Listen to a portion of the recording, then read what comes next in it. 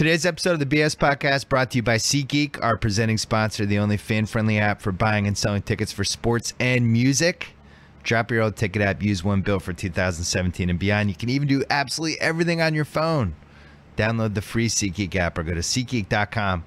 We are also brought to you by Channel 33. That's the Ringer's pop culture podcast that just launched a new show called the Sports Movie Hall of Fame. It's hosted by me. My co-host is Chris Ryan. We did Jerry Maguire last week, and it turned into a Tom Cruise fest. Sal, where do you stand on Tom Cruise? I can't remember. I like Tom Cruise. All right. Well, Tom Cruise settled the big beef between me and Jeffrey Ross. Yeah, there you go. So you should listen to this podcast. We settled things like, what's the best Tom Cruise movie ever? Why does Tom Cruise love crying so much? Why does Tom Cruise love running in his movies so much? Those questions, many more, answered in the Sports Movie Hall of Fame. Subscribe to Channel 33 right now to hear every episode. And don't forget to check out theringer.com. I wrote a column about NBA unicorns that we put up last week. Giannis versus Embiid versus Porzingis. And we have a bunch of best of 2016 stuff going up all week. Check it out on theringer.com. Cousin Sal on the line from a remote location. We're ready to go. Let's do it.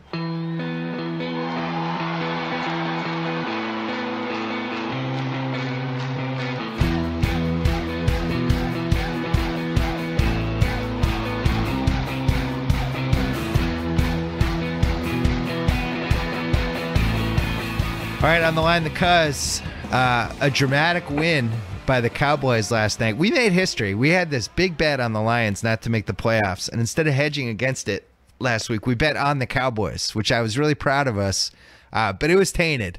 The win was tainted by you suffered. I don't know if it was the most painful fantasy football loss of all time, but it's in the top 3 that I can ever remember. You have a big lead. You're going into the Monday night game. You have the Dallas kicker. You're up by at least, what were you up by, 20 points? No, 16 points, 16 plus points, and I had Bailey, and he had Des Bryant, who, you know, Des is great and everything, but I think his best game this year was 17 points or something, and, you know, been complaining all year that they haven't been looking his way. Yeah. But no one cares about anyone's fantasy score. But I ended up losing 131.15 to 129.75, and not only did I lose, I lost, not kidding, 3 hours sleep last night. So I just could not shake it. No, it was one of the best losses that I could ever remember because it was your team. It was a receiver that, as you said, had not had a big year all year and had not had the explosive game. It's a game that you weren't even sure if you're going to play the starters the whole time. And right. In the second half, I think you were up by like 7 or 8 points. Des throws a touchdown, which I think it was the first pass of his career. I was like, all right, but still he hadn't taken the lead on you yet. And then you're up 14. They're throwing the ball anyway for some reason, and he catches a garbage time touchdown pass, and you lose by 1.5. And this is our fantasy league where you vote somebody out if you win the league.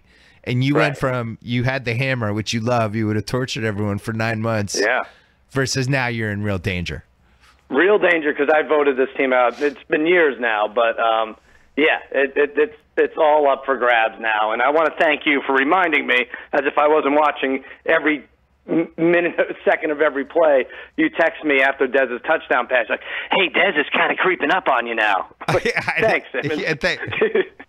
Think I'm not paying attention? And screw you, CBS Fantasy Stat Engine, who had me up 98% to 2% going into that last drive. They are scumbags. CBS used to be a reputable institution. I think Dan Rather is rolling in his grave, his soon-to-be grave. That is just crazy to me. Well, you know what was? You know what's even crazier that you lost on Dez throwing a touchdown pass is it was a great play, and I had no idea Dez was left-handed.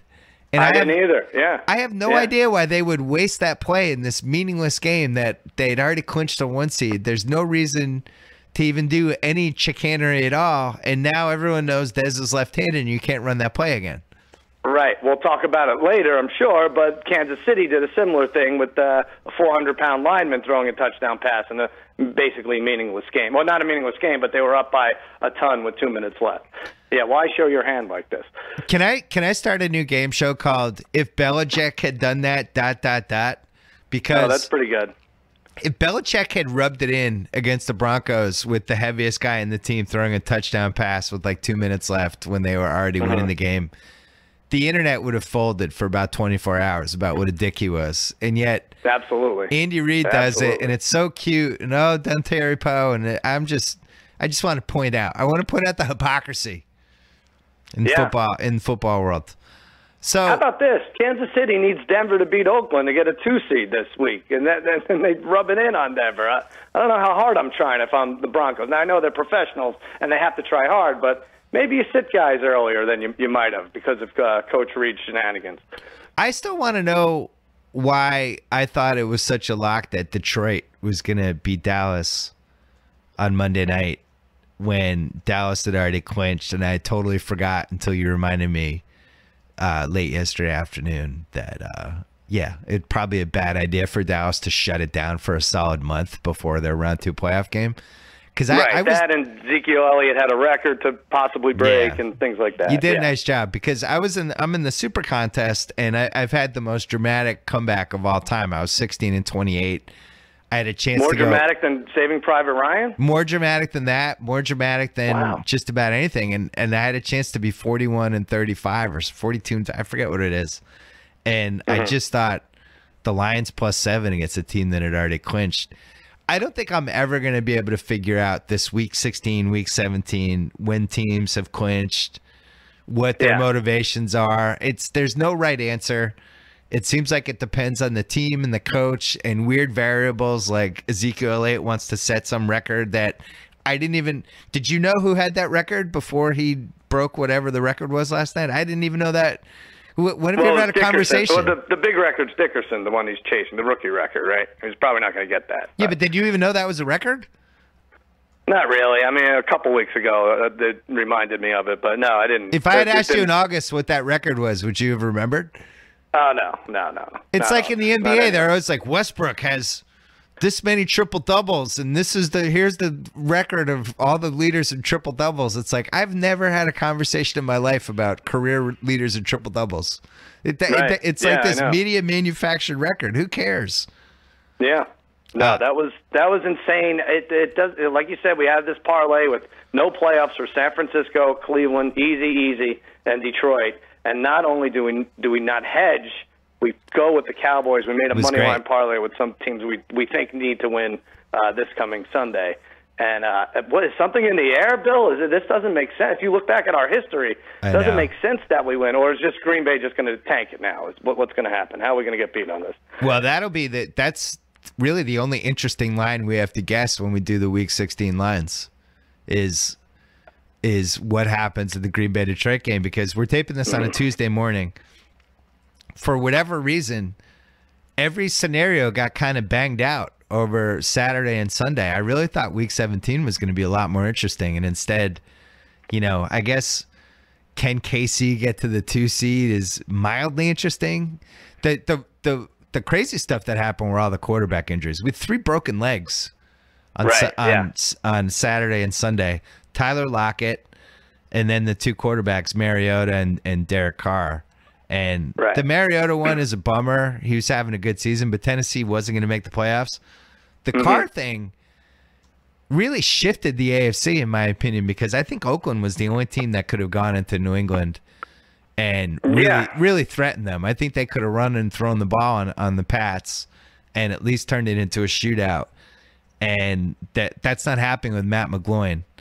So they were a very solid team, and now they're going to be a 2 seed who's almost definitely, if they are a 2 seed, they're going to be a 2 seed that almost definitely loses at home in their first game. And congratulations to your Patriots. You've done it again somehow. I know. I don't. Well, we lost Gronkowski. That was our best offensive player, but they kind of kept rolling.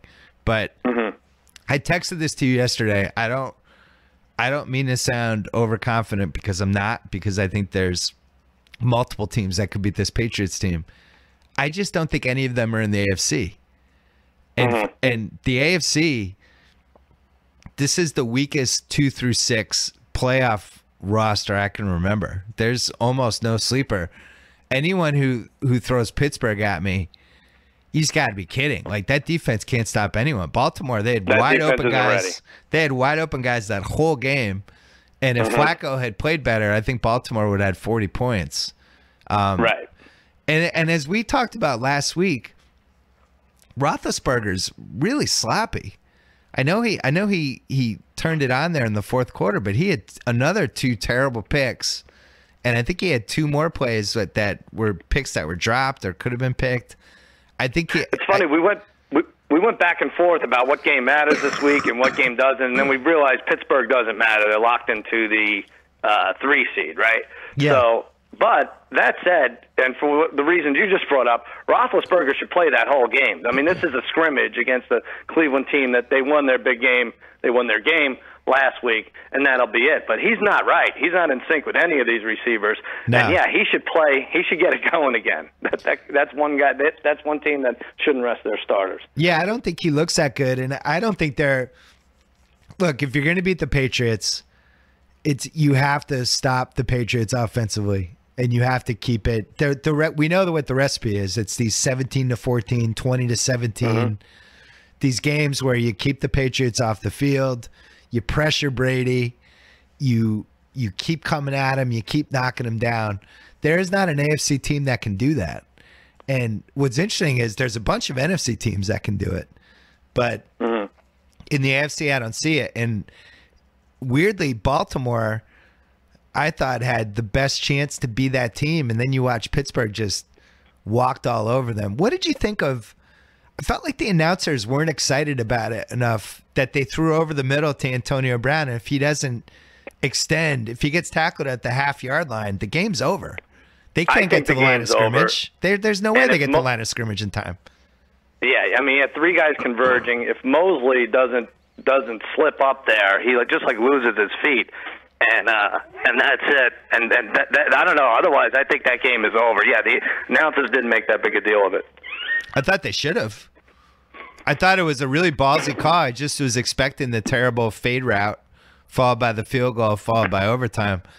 Is interesting though. Baltimore had bad luck in that game because if the guy falls down, the Raven running into I don't blame him for scoring the touchdown, but if he falls down on the 2-yard line, they win the game. I think they would have scored. How much time was left? There was like a minute 20, but I don't know how he stayed up. He was stumbling for 7 yards. That was nuts. What did you think of having all the Saturday games and then the 2 Sunday games? I kind of liked it. I didn't like it. I don't know. I was getting, I'm getting text on Christmas Eve because we had somewhere to go that night, and it's just, what time are you going to be home? And I went to a bar pathetically on Christmas Eve to watch the games, and I don't. You really liked it? I liked having. I would rather have had Sunday. I liked having. I like having December NFL on Saturday. I really think that they should dump the Thursday games and make a big push for post-Thanksgiving, like 2 Saturday games every weekend. Right. I'd be more into that. That's not bad. Yeah. That's not bad. I just don't like the full slate on Saturday. And why not do it this week, too? Like New Year's Eve, have them on New Year's Eve, and give us the bowl games on New Year's Day like you always do. Now it's all back to Sunday. I didn't understand that, really. I'll tell you who didn't like it was my wife, who got fed up at about late Saturday afternoon, then didn't realize there was more on Sunday, and then last night had just had it and just didn't understand why there was more football. It was like 3 straight days of football, basically. The basketball. I'm betting the longest touchdown on every bowl game. So right now, Army is playing. I don't even know who the hell anyone's playing, but Army's playing North Texas, and the longest touchdown is 45.5 yards. I'm betting the over because there's always some crazy kickoff. Now I say there's always some crazy kick return, but I'm probably about 50-50 on these. But the point is, the television is always on. There's always a football game on in my house, and yeah, my wife has had enough too. The basketball, I just couldn't believe how good the Cavs Warriors game was. House and I talked last week. I was saying how just every year the marquee Christmas game sucks. I thought the Celtics Knicks had a chance to be the best game, and it actually was a very good game. Really good ending. But Warriors Cavs was just fascinating, and I really wonder. I don't know. That was the first time I started to wonder about the Warriors being this lock because Durant had the ball so much in the fourth quarter, and Curry and Thompson were basically like side pieces, and I don't know, it throws them off a little bit. But I'll talk about. And the ratings were better than Game 1 of the NBA championship last year. So. You know, it's funny though that NFL still had 4 million more viewers on NFL Network than ABC, the best possible regular season NBA game. Like the NFL still wins. Did it really? Yeah. Yeah. So the NFL, so that Monday night game last night was the was the most watched Monday Night Football game in 2 years. And, you know, Roger Goodell with everything else, you give fantasy football a round of applause, Roger Goodell, because that's the only reason people are watching that game. They're not looking out for cutaways of Jim Bob Cooter. They couldn't care less. And a the lot Cowboys. of fantasy games. Yeah, Cowboys, Lions. Let's be honest. If the Cowboys were 4-12 this season, and I don't know, the Carolina was in their place or something as like the dominant NFC team, the ratings are 20% lower for these night games. The Cowboys help to save the NFL. Every time they're in a night game, the ratings are gigantic. There's 5 generations of Cowboys fans. They're by far the most popular team in the NFL, and I think it really helps. And the Romo thing helped. Can you? I want you to swear on your kids' lives on this one. When Dak was scrambling a couple times yesterday and took some big hits, you're kind of hoping it would take a second for him to get up. Just be honest. Just be honest. Like there was one lick that he took. I have to swear on all the kids, or can I pick a kid? You can pick a kid. Pick one kid. All right. I'm going to swear on Jack that no, I'm not. No. Right. I want Dak to be. No, that guy doesn't get hurt. He takes giant monster hits, and he does not get hurt. I didn't realize till yesterday when the next coach of the St. Louis Rams, John Gruden, said that that Prescott was 240 pounds. Oh yeah, he's a monster. That's a big dude, man. Culpepper was right around that, wasn't he? Wasn't Culpepper like 245? Same thing. Yeah, he takes these big hits out of bounds, and by the way, I think that's an extra FU to me that Des Bryant ended up with more touchdown passes than Tony Romo this year. Thank you for that. What would the odds have been on that in August? That's like 1,000,000 to 1. Probably 7 or 8 to 1. Yeah. Can we just point out? I just want to point out very quickly that the Lions are not a good football team, and the advanced metrics confirm this. The fact that the comeback wins and all the weird stuff that they had, I think the odds for all their comebacks were something like 1.5 million to 1 or some crazy odds for the 6 comebacks to unfold the way they did. And they had no chance of stopping you that whole game. Your offense is really good, but it's not that good. You could have scored 70 points in that game if you wanted to. Oh, just because of that game. Yeah. Yeah, well, let's see what Aaron Rodgers does. So you expect a blowout then? No, because... No? I mean, it should be the same type of thing. They definitely have a better offense than the Cowboys.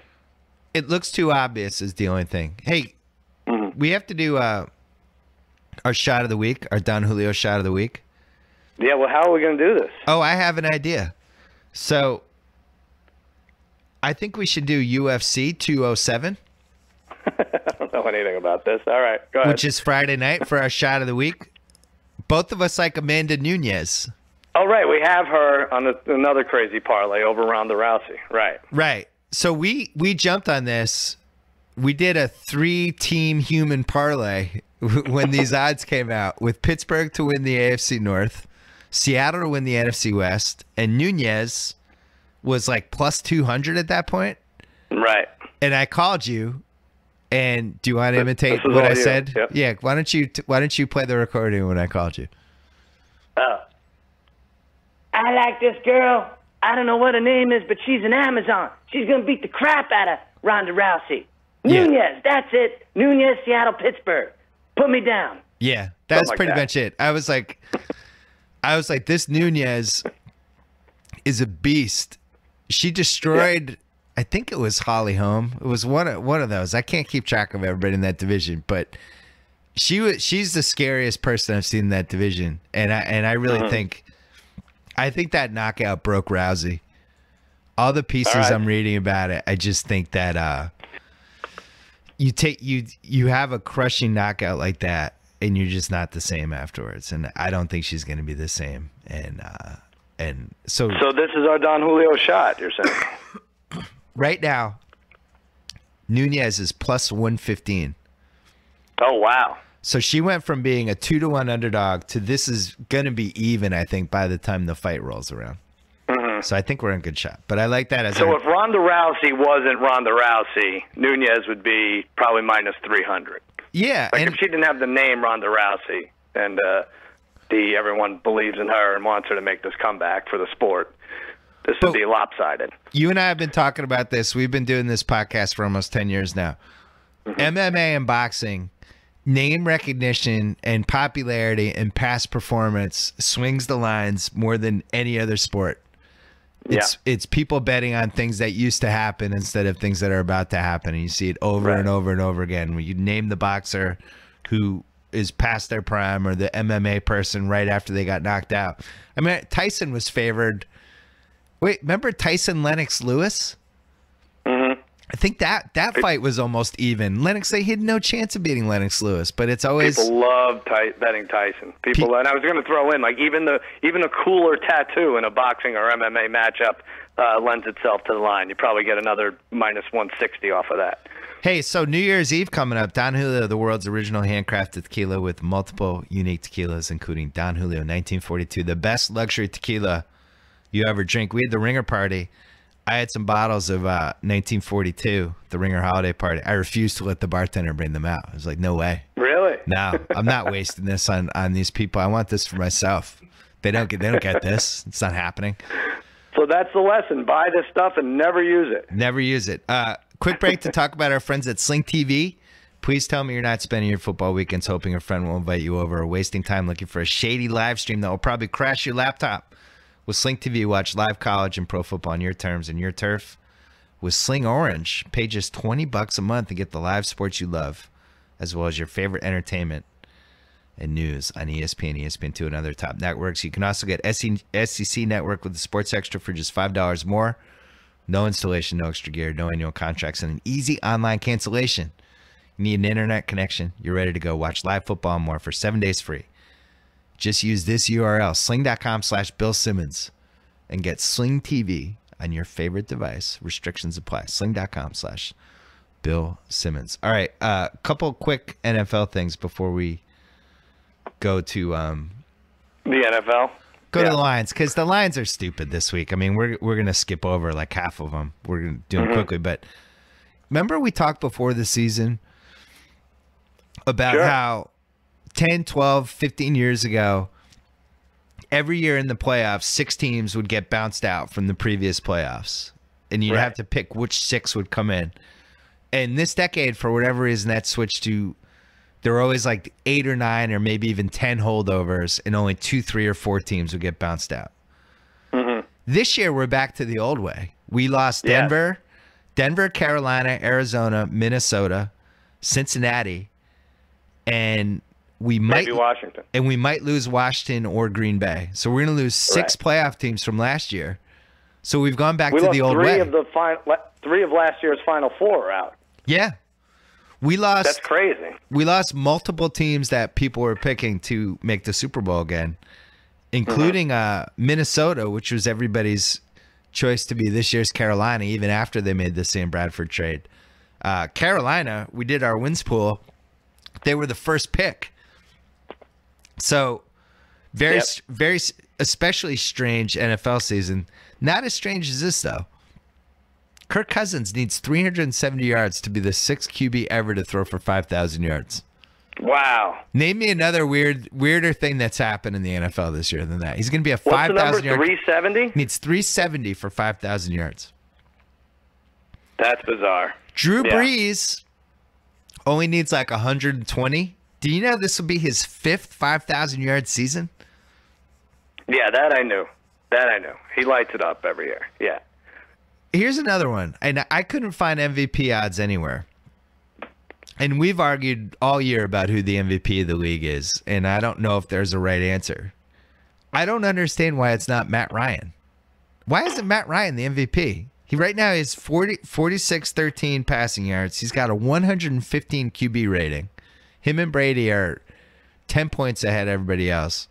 They've already scored over 500 points. They're going to be a 2 seed.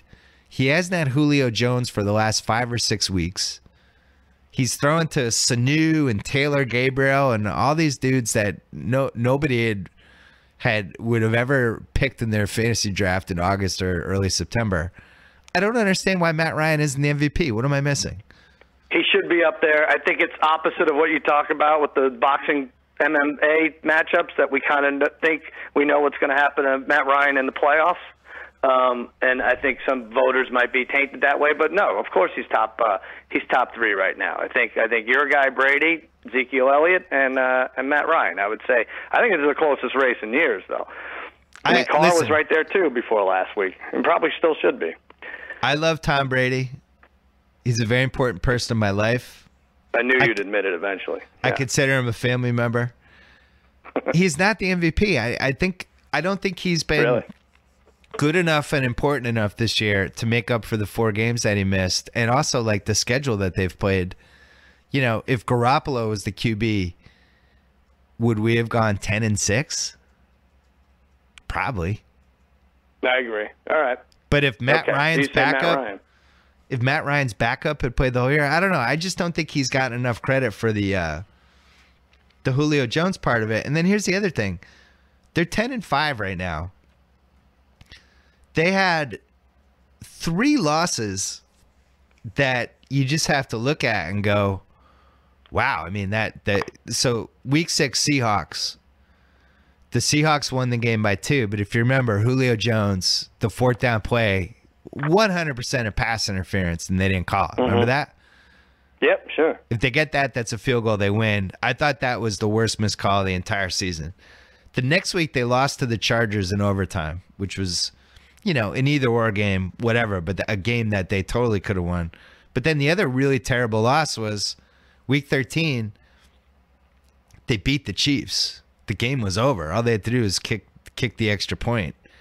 Right. And instead, or it would have been, it was 28. No, they would have won.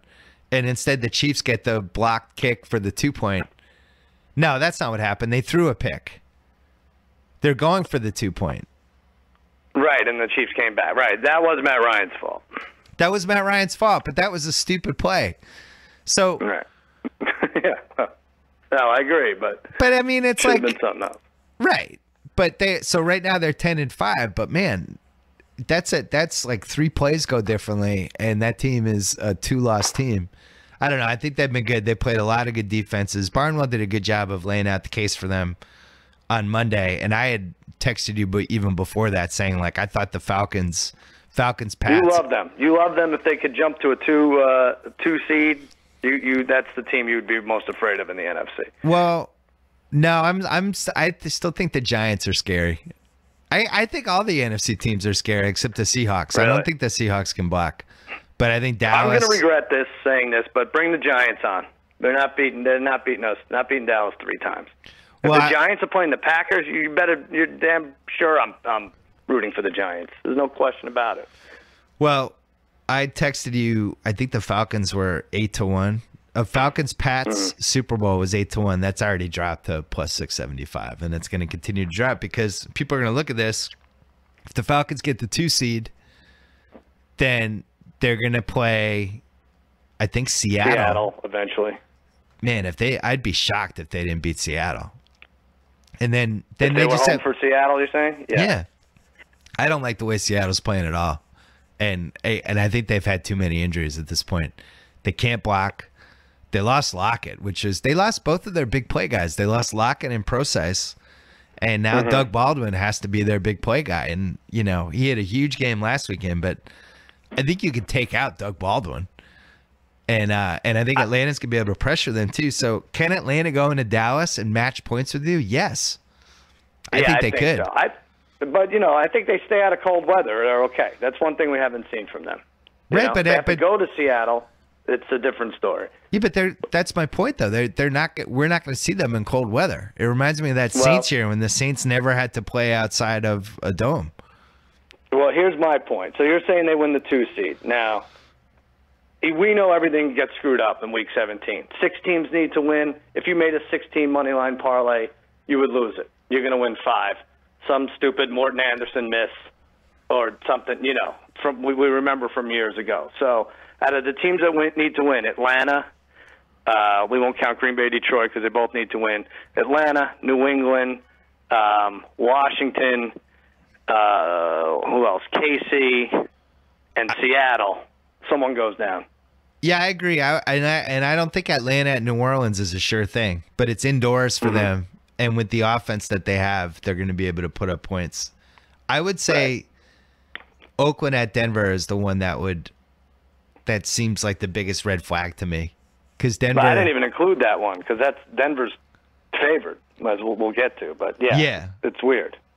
KC at San Diego normally would make me nervous, but this Chargers season has fell apart 6 weeks ago, and I can't imagine why any Chargers fans would even go to that game after you lose to the Browns. Let's run through these. And let's do it. Let's do it quick. We'll get to. So let's do Baltimore at Cincinnati, meaningless game. We have six. So we have 6 completely meaningless games. So let's bang through those really quick. Yeah, you bracketed these off into a nice grouping. So since Baltimore at Cincinnati, what did you say? I had Ravens by 5. All right, I said Cincinnati by 2.5. Cincinnati by 2. It's at Baltimore? You were right. No, at Cincinnati. Oh, that's why I guessed it wrong. I thought it was. Here we go. I thought it was in Baltimore. No, Cincinnati. So Ravens over under is 8.5, so they have a chance to move over or under that number. Second game, let's go Carolina at Tampa Bay. I can't believe that. So I deserve to lose that because I thought the Ravens were home.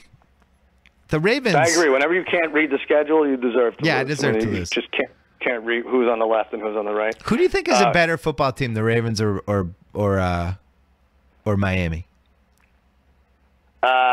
Well, the Ravens killed Miami. They beat them by like 4 touchdowns 3 weeks ago. So I think they're better suited for the playoffs. I think they had a tougher run or something. I think Miami, it just seems like they haven't. I guess they have some decent wins, but I would say the Ravens are better built. They really don't. Here are Miami's wins. Cleveland, they won in Pittsburgh. They beat the Bills and the Jets. They beat the Chargers, the Rams, the Niners, the Cardinals, the Jets, and the Bills. It is such a garbage 10-5. But congratulations. Wow, you're right. I didn't realize. Yeah. I usually don't like to pull a plug on it because I didn't have the teams in front of me, and I'm like, I'm just going to take shit for this. Someone's going to write in. But you're right. That's it. That Pittsburgh win was their best win. Didn't make any sense. All right. They were home for that. 5 more meaningless games. Carolina, Tampa Bay. I had the Bucks by 3. All right. I said 3.5. It's up to 6. Is Cam not playing? Weird number. Cam's playing. Doug Martin's not playing. I don't understand that. 6 seems too high. God, I hate Week 17. Yeah, it's really bad. If you listen to us on anything, don't bet on Week 17. Jacksonville at Indianapolis. Yeah, it's not Indiana. Just the city. Colts by 7. We both said 7. It's 5. And okay. Thank you for a nothing season, both of you teams. Chicago at Minnesota. I had the Vikings by 6. All right, I had 6 also. It's 5.5. So we split that. We want to talk about the mutiny? The mutiny in Minnesota? And then it wasn't a mutiny, but it still feels like it might have been a mutiny. The whole thing was weird. We decided to do our own thing. No, they didn't. No, they did. But something really weird happened. And it really does seem like the Vikings fell apart internally. And we should have saw when North Turner quit during the season that maybe that should have been a bigger red flag than we realized. Yeah, I mean, I think it was like 2 weeks before that. But, yeah, this is a legitimate mutiny, like a pirate mutiny. Like the head coach is wearing an eye patch, for crying out loud. He should have a parrot on his shoulder week 17. It's very strange. I don't remember a year where defenses were calling out offenses more, defenses were turning on coaches and all that. But I do know the Vikings over-under was 9, and they were 5-0, and they're not going to get there. Unbelievable. And they killed your Wins Bowl team, too. Killed the Wins. I had Matt Barkley. I had a DraftKings team. I actually finished in second place and won money, which I was excited about. But I had Matt Barkley as my DraftKings sleeper quarterback. He was just he threw 5 picks, Sal. He had 5? He threw 5 picks and still had like 300 plus yards and 2 TDs, but he went from, hey, Matt Barkley, this guy could be the next whatever, to be like, yeah, he threw 5 picks. It's not happening. I still kind of like him, but ugh. But he's the old Matt Stafford. If Matt Stafford passed the Matt torch to Matt Barkley, he might have. Like, you're a good garbage time fantasy quarterback, maybe. What's weird is I still kind of like him, but 5 picks that's really, I don't know what happened to him. I'm really disappointed. Plus, it was against the Redskins. It's not like he was playing against like the 85 Bears. It was really bad. Exactly. All right, next one. It would be weird if he was playing his own team, 85 version of his team. Yeah, Buffalo with the Jets. Wow, Rex Ryan. What a way to go out with that game.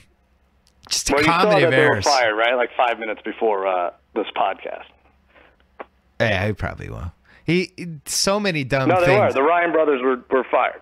Oh, that happened? Yeah. Yeah, it happened. Yeah. Oh, okay. Yeah, it just happened, like right before we went on. Yeah, you're right. That was. I don't remember head coach wanting to be fired more than Rex. I mean, he could have shit in the owner's Tesla and not been as disrespectful as he was in some of the play calling in that game Sunday. The play calling, unbelievable. Yeah, if you'd bet Buffalo in that game, you probably had to take like a 3-hour walk after. And I did. I did bet them. Yep. Oh yeah, you did. I bet, and not only that, I bet the half point down to -3. So when they're up 3 with 11 seconds left, or at the 17-yard line in overtime, first possession, you feel pretty good about it. It was horrible. He was bad. The timeout that wasn't a timeout because he waited too long to call it and then complained about it after, that was a fireable offense right there. Well, and how do you know all these cameras are on you? You know they have the side-by-side with the snap count, which, by the way, you have nothing to do with that snap count. That's the other team's snap count. So what are you waiting for? You're just guessing. And then to claim that he called it ahead of time wrong, to punt it away on 4th and 3 with 4 minutes left in overtime, awful, just awful. Well, listen, I never like when anyone gets fired, but I think it's an important day because Rex on TV is going to be great. We've been waiting for it for a while. That's true. I think if he ends up on the CBS Studio Show and Inside the NFL as a combo, I think we win. I think we're all winners. I think that would be great. That's probably a better use of Rex Ryan than coaching, because from what I saw this weekend, that guy should not be a head coach anymore. He's just too sloppy. I'm with you. And that team was. I'm with you. That team should have been the team that came out of the AFC East and got the 6th playoff seed because of an easy schedule. It should not have been Miami. It should have been Buffalo. For sure. And Rob, I think the defense boycotted him. They didn't rap. It was hilarious the way they were trying to tackle against Miami. Oh, it was horrible. I had the Bills by 6.5 at the Jets. Yeah, I whiffed on this. I said Bills by 2. It is exactly 6.5. You get that. And the Bills are actually looking to tie their over-under of 8 wins this game. And then our last one, Cards at Rams. I have the Cards by 6 at the Rams. The Rams are an embarrassment. You're going to get this. I said Cards by 3. I don't know why I went so low. It's 6.5. And yes, they are an embarrassment. I have something really quick for you. Odds for the Rams. Real quick, though. Real quicker than that. David Johnson attempting to become the first running back to have 100 yards from scrimmage in 16 games. I know you love him. You were rattling off his stats to me yesterday. That's insane. 100 yards in every game. I was emailing with Tall John and Jamie, who beat you in our fantasy league. What a kiss! Partly because of David Johnson. I was just congratulating them on what a fantastic pick that was. Yeah. It was a vintage Tomlinson season, where it's just every week the guy was between 15 and 20 points. He was just going to get there, and you just could pencil that in. And I think he might be the best receiver I've ever seen as a running back. Yeah. Like they'll run, run deep plays for him and stuff. Like they use him almost like it's Terrell Owens in the backfield or something. That was a huge play to set up the field goal. Someone finally decided to make a kick in that Arizona-Seattle game. But yeah, up down the left sideline, he caught it. Yeah, Falk and Tomlinson, I would say, are. Falk was great. They're different. Yeah. You wouldn't spread them wide and send them out like that. But. He's just big. The size that he has is what makes it a little different for me than Falk and Tomlinson. But odds. Well, what's also weird is they have an awful offensive line. They can't protect Palmer unless Palmer's just more statuesque than we think. But so for him to put up these numbers, I know it's a different thing, but that offensive line's not the best. Oh wait, say hi to our friends at Blue Apron because they want us to stop wasting money on expensive takeout. They want us to sign up with Blue Apron. For less than $10 per meal, Blue Apron will deliver all the fresh ingredients you need for a delicious home-cooked meal. We had one on Friday night. My son demanded Blue Apron, as he calls it. They have the highest standards for ingredients. They've built a community of home chefs with no rival.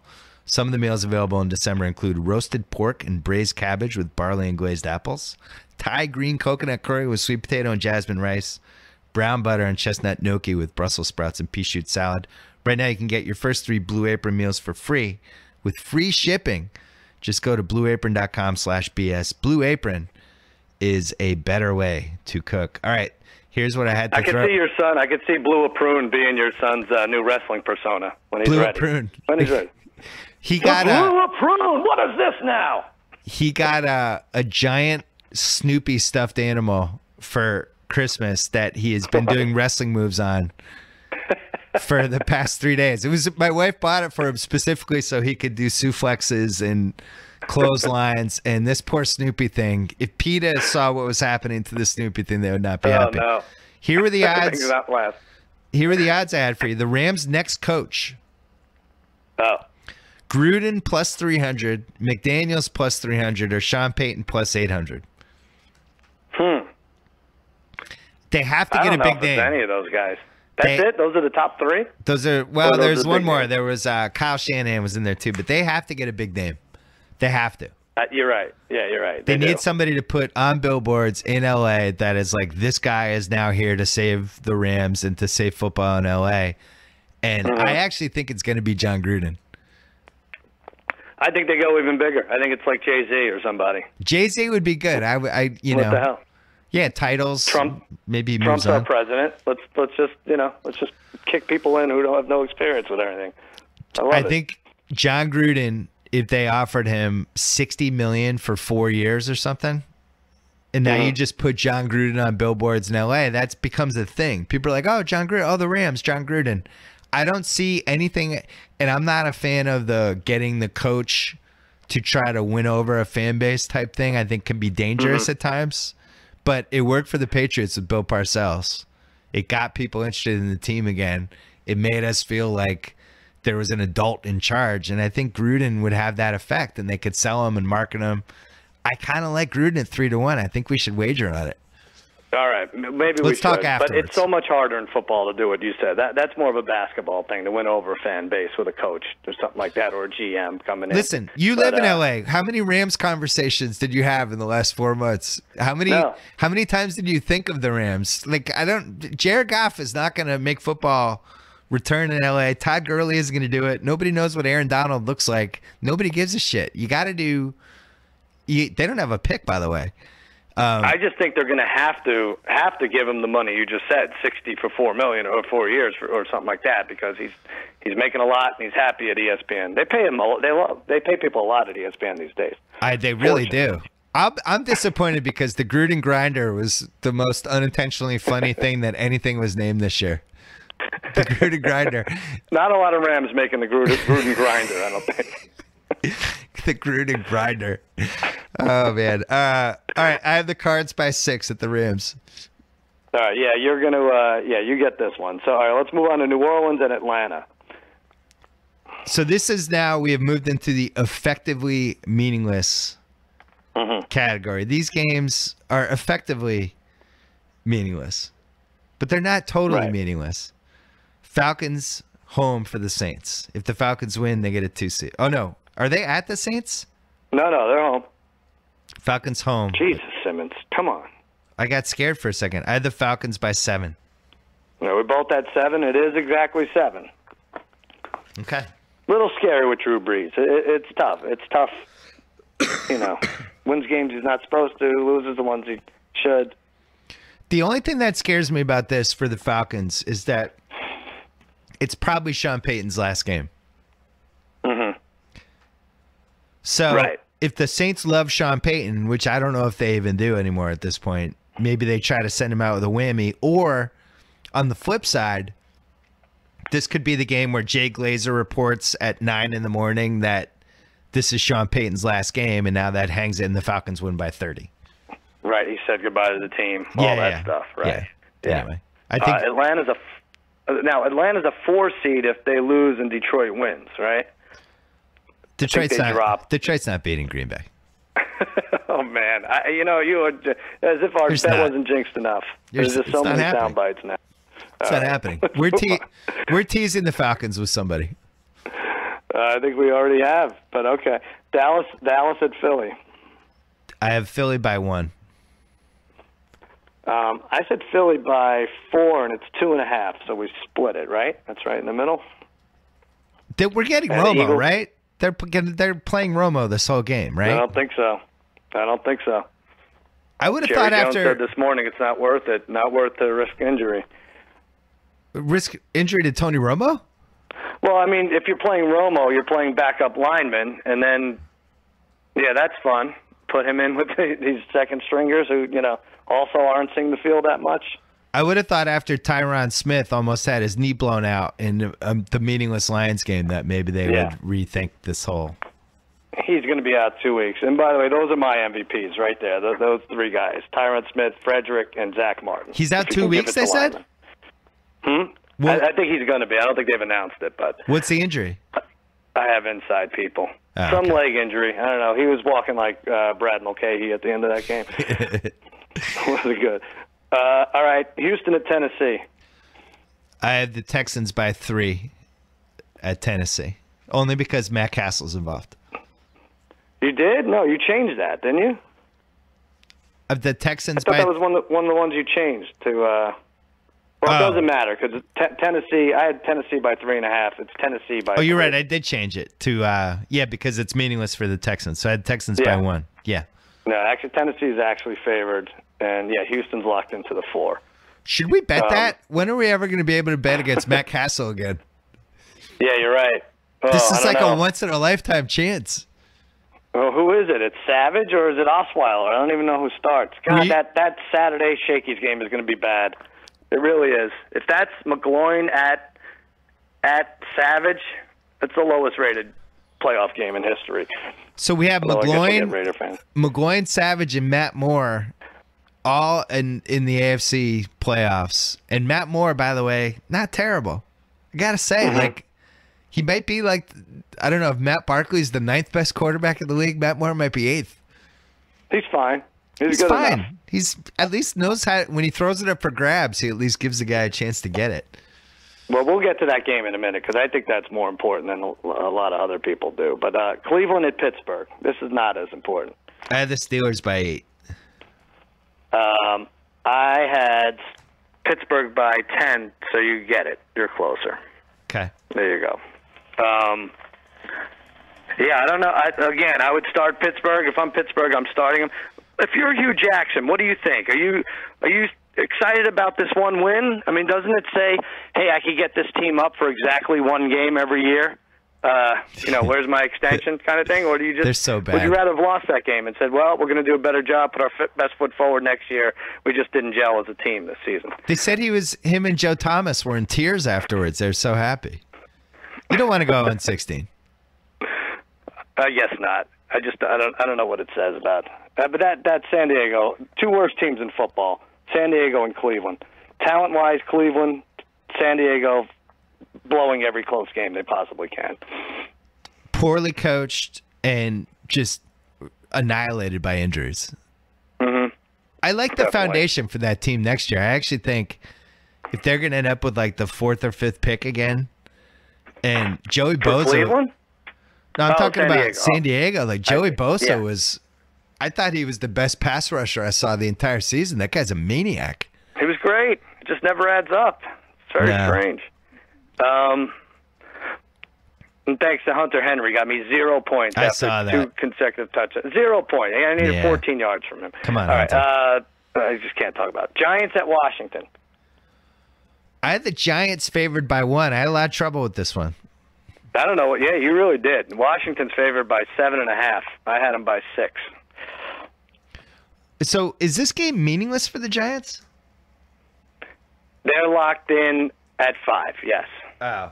So yet again, I deserve to lose that because I thought that there was a chance that they could fall to the 6th seed. But what happens when a game's meaningless but you're starting everyone? Because that's from every report. That's how it seems. Like Beckham's going to start, everyone's going to play. Maybe they use this game. They just tell Eli throw 6 picks. Mm-hmm. Just look like the all-time train wreck. Odell, you punch the kicking net again. Let's look like we're in complete disarray to try to lower to try to be the sneaky team again. I could see that. Yeah. Now, is Cousins more psyched to win this game and make the playoffs, or to get to 5,000 yards, which could get him some extra loot next year, maybe even an extra year added to his contract, whoever he signs with? But they have this franchise player tag, which is like one of the most un-American things left in sports. Right. That you just your contract leverage is just screwed. You're like, no, well, forget it. We're just going to lock you up for 1 year, $20 million again, versus giving you more guaranteed money. I don't understand the franchise tag.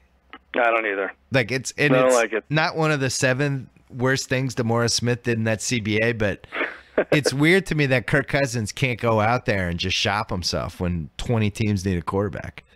Yeah, that's why he's screaming after every game, seeking out his own general manager, looking to headbutt him. I wouldn't sign him. Just franchise tag him again. Yeah. All right, these games are predictable but meaningful, which means Seattle at San Francisco. There's 5 games here, and we think we know how all 5 of these games are going to go, but yet there are real playoff stakes. So the Falcons, we have Seattle at San Francisco. I have Seattle favored by 10. I probably went too low. I went 9. It's 9.5, so we both get it. It's right in the middle. Okay, so Seattle, they need this to be the 3 seed. And San Francisco needs to lose. I don't know what they're doing winning last week. They got a gift from the Browns in terms of getting that number 1 pick, but they're back down to 2 now, right? I would much rather. Wouldn't you much rather be the 3 seed than the 4 seed in the NFC? Sure. Yeah. Because the 4 seed means you play the Giants in round 1, and then you have to go to Dallas. I would much rather play whoever the 6 seed is, and then go to Atlanta and hope Matt Ryan turns into playoff Matt Ryan. 6 seed would be probably Washington or could be Green. Or it could be Green Bay if wins. Detroit wins. Yeah. If Detroit wins and Washington loses, yeah. All right, that's a good one. That could be a parlay one. Where are we? 13th game is Falcons, New England at Miami. Did we do Falcons Saints? Yeah, we did it before. Okay. Yeah. Pats Dolphins is. I have the Pats by 4.5. This is a weird one. I had Pats by 4. It's Pats by 9.5. Oh my God! So I won that one. 9.5. Why?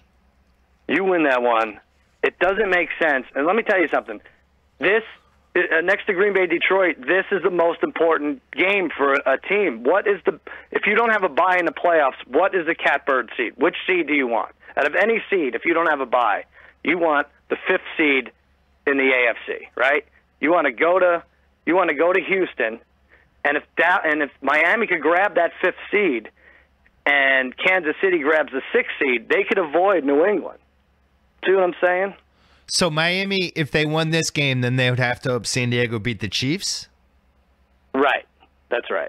That's and then Kansas City would be a 6th seed, and then Kansas City would go to Pittsburgh, and they could possibly win that, which would mean they would go to New England the next week, and Miami would go to Houston, which should be a win, and then where am I? And I want to go possibly. I want the 5 can you seed. imagine? Yeah, I want to go to Houston. That's where I'd want to go. You want to go to Houston and then potentially Oakland. Yeah. They need to win this game, Miami. That sounds fantastic. Well, yeah. I had the Chiefs by 4.5 at San Diego, and I probably went too low. What did we do here? So I had Chiefs by 7. And, yeah, by the looks of this, that should be higher. It's 5. So you get that. You know, that's why I think that's a weird one. That's a Vegas zone, as you've deemed it. That's a strange one. That's an AFC West. They played each other a million times. Phil Rivers trying to salvage something after a Cleveland loss. Maybe McCoy. Yeah, I would say that would be a head shaker. That would be a head shaker for sure. If they lost to Cleveland and then beat up on the Chiefs, who looked pretty great the other night. That Tyreek Hill, my God. Well, so that's the thing I want to talk to you about. Like you're like Alex Smith can't come to New England, can't come to Foxborough and win. It doesn't really matter anymore. He's not hitting Tyreek Hill on these looping bombs. You know, he's just like sprinting and running, and he's getting into the end zone. Their defense isn't good enough, I don't think, to come into Foxborough and really bother the Patriots. They would have to, I think, outscore us, and I don't think they could. Mm-hmm. That's my take. And Belichick, I just think one of these years, Belichick loves going against these 15-play drive teams.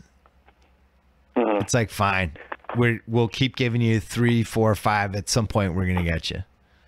But yeah, I mean, out of all the teams that are going into the playoffs, I'm the most afraid of the Chiefs because there is a recipe, right? They did really well last year in the playoffs for 3 quarters. They had the Tyreek Hill edition, but I don't think their defense is the same defense. I don't think it's as good as it was last year. Derek Johnson's out. That's a big thing.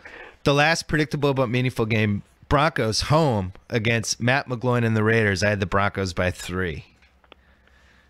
Yeah, I said Broncos by 6, and it's -2. Broncos by 2. I don't know. So I won that one too. Yeah, you did. Yeah. I feel like you were going to win the week, but you were way off. Like I had like some 6-2 innings. Doesn't matter. Anyway, you won more innings. You win.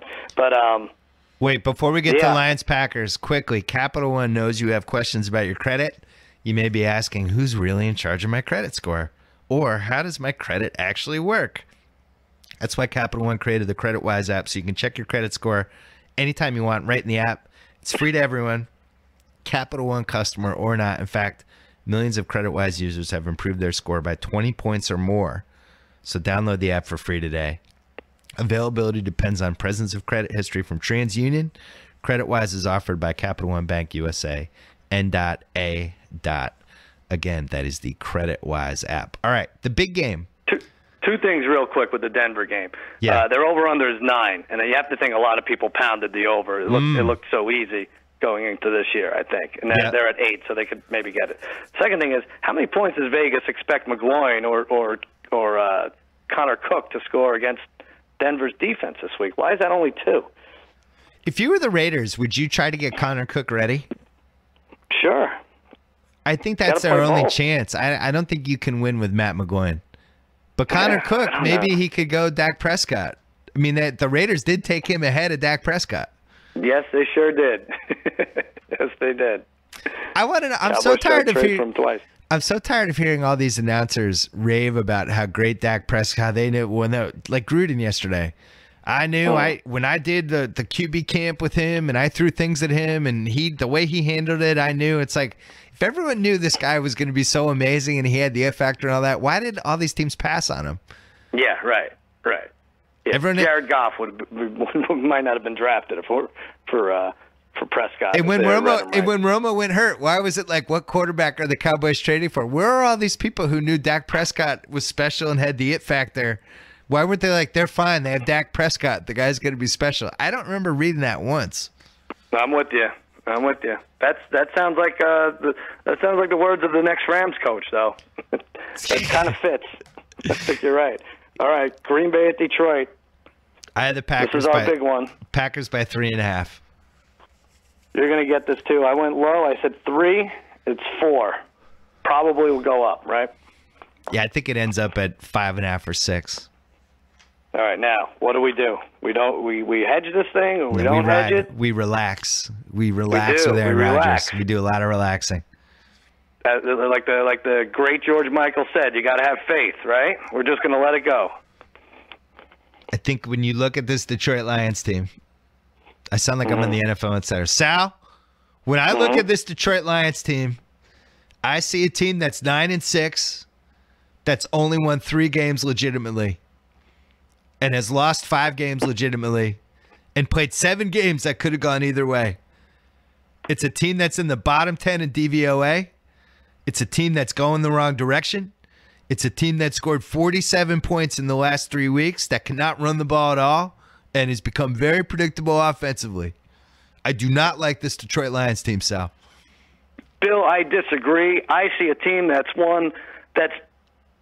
had been behind in 14 of their 15 games in the fourth quarter. I say that's a character-building team, and you are wrong. There's nothing to not like about this Detroit Lions team. Let's go through all their wins. Ready? They beat the Colts. They beat the Eagles. They beat the Rams, the Skins, the Vikings, the Jaguars, the Vikings again, the Saints, and the Bears. Best team they beat the whole year was the Saints? The Redskins? Oh, that gets the Redskins. That was a good win. That was crazy, too. They were all nuts. All those wins were crazy. They've not beaten a team that will finish with 10 wins this year. You know, there is something interesting, though, with this game. You realize if Detroit and Green Bay tie, the Skins are out, and they both make the playoffs, Detroit and Green Bay. So if everyone's true to their word and like, hey, we don't want to play any extra games that we have to, players are getting hurt, broken tibulas, concussions. If Rodgers and Stafford take a knee back and forth and punt on fourth down, they both make it. What would happen to the league if that occurred? That's pretty good. If so, 17-17 with 10 minutes to go, and the two coaches look at each other, and then it's just kneels for the last 10 minutes, and they both make it. And then you have to get through the overtime the same way, yeah. That'd be a long time to do that. I don't think the fans would be funny. Isn't there a scenario where Tampa Bay can still make the playoffs, but somebody has to tie? 7 things has to happen, including a tie. Giants Redskins has to be a tie. Yeah, I think Washington has to tie, and I think New England against Buffalo has to tie, and they're not even playing each other. So I don't think it's that. I don't know how it could happen. Unbelievable. Well, we did it. We did it, cuz we made it through 17 weeks. I don't think we screwed up. All our playoff our rundown was pretty good, I think. We'll hear about it. One last line for you. What do you think the Super Bowl line is right now? Oh, you have it? Yeah. Patriots -3 over the NFC. It's AFC -3. AFC -3. Yeah, do you see that ever sense. climbing from that? No matter who they play. Yeah, no. If they played the Giants, it would be higher. If they played Washington, you're right. It would be higher. Something like that. If they played Dallas or Atlanta, it probably is 3.5. I was talking to a buddy of ours who's pretty big wig at Fox, and he says New England, Dallas, forget it. They could never ask for anything more than that. And then Dallas, Pittsburgh would be second best. If it turns out to be Pat's Dallas, I don't think I would go, because I think that would be a Cowboys home game. It would be 95% Dallas fans, and having been through that once with the Giants in 2008 in Arizona when it was all Giants fans, and to have the team lose and then to be trapped in the stadium was one of the most emotionally scarring experiences of my life. It's funny because I had the other way, but the Cowboys won. I went to the Steelers-Cowboys game, last Super Bowl the Cowboys were in '95, and it was 75% Steelers fans. I mean, no one travels like Steelers fans, but it didn't matter. What usually happens is the first time the team makes it in a while, their fans go like, we had the opposite at Jacksonville when it was Eagles-Pats, and it was the third time we'd been in 4 years, and the Eagles hadn't been in forever, and it was 85% Eagles fans. But it was great because as soon as they fell behind by a touchdown, everybody was like, fuck this, we suck. They were McNabb, oh my God. It was so angry. It actually hurt the Eagles. That was it. I don't think that'll happen with the Cowboys. Fans run out of money eventually. Yeah, that was the Cowboys' third time in the Super Bowl. Well, it's the first time you make it, you're like, we got to go. We really, but, after the third. But I think this first one for Dallas, considering they haven't made it in 20-plus years, it's going to be amazing. All right. I look forward to it. Now that we jinxed the hell out of it. Cuz, as always, a pleasure. Good job by you. Good job by you. All right. Safe travels, buddy. I'll see you. Okay. I appreciate it. Take care. Bye. Thanks to Sling TV, the best way to watch live TV on your favorite device. With Sling Orange service, pay just $20 a month and get ESPN, ESPN2, and more top channels. Add the Sports Extra for just $5 for the SEC Network and more. Start watching for 7 days free at sling.com/Bill Simmons. Restrictions do apply. Thanks to Capital One. They created the CreditWise app so you can check your credit score anytime you want. Right in the app. It's free to everyone. Download CreditWise today. Availability depends on presence of credit history. from TransUnion. CreditWise is offered by Capital One Bank, USA, and .A. And thanks to The Ringer. Check out theringer.com. I wrote a basketball column that's on there that will still be up if you go there to the website about the unicorns and the history of NBA unicorns. And also a bunch of best of 2016. Don't forget to check out Channel 33 because we launched our Sports Movie Hall of Fame podcast. Jerry Maguire was the first one. I have a Moneyball podcast with Chris Ryan coming up later in the week, so check that out. And I think we're going to do one more BS podcast later in the week, so stay tuned for that. Enjoy the middle of the week.